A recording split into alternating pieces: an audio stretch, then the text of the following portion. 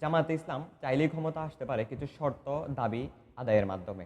আর এই দাবি শর্তগুলোকে যদি জামায়াতে ইসলাম ওয়াদা স্বরূপ নেয়, তাহলে জামায়াতে ইসলামকে সমর্থন করবে দেশের পীর মাশায়েখ সহ সকল ধরনের মুসলমানগণ। দাবিগুলোর প্রথম দাবি হচ্ছে কাদিয়ানীদেরকে রাষ্ট্রীয়ভাবে অমুসলিম ঘোষণা করতে হবে। তারা দেশে থাকতে পারবে অমুসলিম পরিচয়ে। দ্বিতীয়ত, কোরআন হাদিস বিরোধী সংবিধানে যত ধরনের আইন রয়েছে সে সকল আইনগুলোকে ধ্বংস করে দিতে হবে। তৃতীয়ত, নতুন একটি সংবিধান রচনা করতে হবে কোরআন হাদিস এবং ইজমা কিয়াসের ভিত্তিতে। চতুর্থত, দেশ থেকে সকল ধরনের কাদিয়ানীদের পণ্য উঠিয়ে নিতে হবে, যেমন প্রাণ, আরএফএল সহ তাদের যে সকল পণ্য, প্রোডাক্ট কিংবা সংস্থা সংগঠন রয়েছে। ষষ্ঠত, যখন তখন যে কোনো বিষয়ে আইন পাশ করতে পারবে না। ঈদে মিলাদুন্নবী সাল্লাল্লাহু আলাইহি সাল্লাম আসলে আমরা জশ্নে জুলুস, র্যালি করি, এই সকল জিনিসকে বন্ধ করতে পারবে না। শবে মেরাজ, শবে বরাত কিংবা অন্যান্য সংগঠন, অন্যান্য ইসলামিক দল কিংবা অন্যান্য সাধারণ মুসলমানগণ যখন যেটা ইচ্ছা সেটা পালন করে, এমন কিছু করতে পারবে না। সপ্তমত, এমন আইন পাশ করতে পারবে না যার পক্ষে অধিকাংশ মুসলমানগণ ঐক্যবদ্ধ।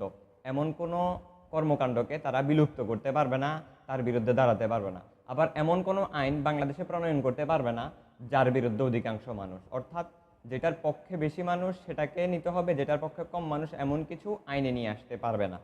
এই আইনগুলো বাস্তবায়নের মাধ্যমে যদি জামায়াতে ইসলাম চায় ক্ষমতায় আসতে, তাহলে ক্ষমতায় আসতে পারবে।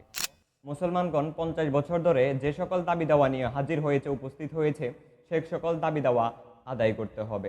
দেশে সম্প্রতি গেলে দেখা যাচ্ছে মাজার ভাঙার একটি প্রচলন তৈরি হয়েছে। এটি কে বা কারা করছে এগুলা সবাই মোটামুটি জানে। এগুলাকে ধ্বংস করতে হবে।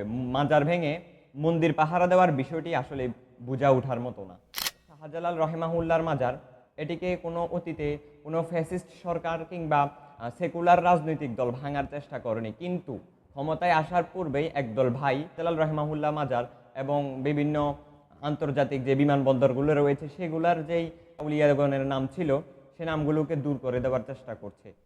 এই দাবিগুলো বাস্তবায়নের মাধ্যমে ধীরে ধীরে খেলাফততন্ত্রের দিকে এগোতে হবে। বাংলাদেশকে একটি খেলাফততন্ত্র রাষ্ট্র হিসাবে ঘোষণা করার মতো যদি ওয়াদা জামায়াতে ইসলাম করতে পারে, তাহলে দেশের সকল ধরনের পীর মাশায়েখ সহ সকল সাধারণ মানুষ ঐক্যবদ্ধ হয়ে জামাতকে ক্ষমতায় আনার জন্য সমর্থন করবে।